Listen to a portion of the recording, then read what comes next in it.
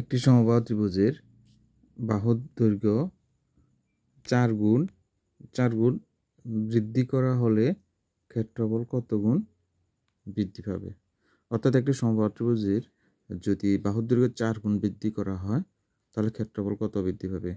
একদম সহজ অঙ্কটা কিন্তু অনেক পরীক্ষা বারবার এসেছে, তা তোমরা অঙ্কটা বারবার বাড়িতে প্র্যাকটিস করবে, ঠিক আছে। তাহলে দেখো, আমরা সূত্রের সাহায্য করব।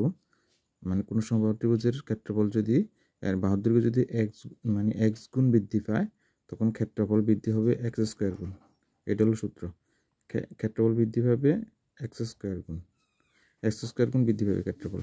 তো সুতরাং এক্ষেত্রে আমরা ডাইরেক্ট লিখতে পারি, যেহেতু ক্ষেত্রে কত গুণ বৃদ্ধি পেয়েছে, 4 গুণ বৃদ্ধি পেয়েছে, সুতরাং এক্ষেত্রে কত গুণ বৃদ্ধি পাবে, 4² গুণ বৃদ্ধি পাবে।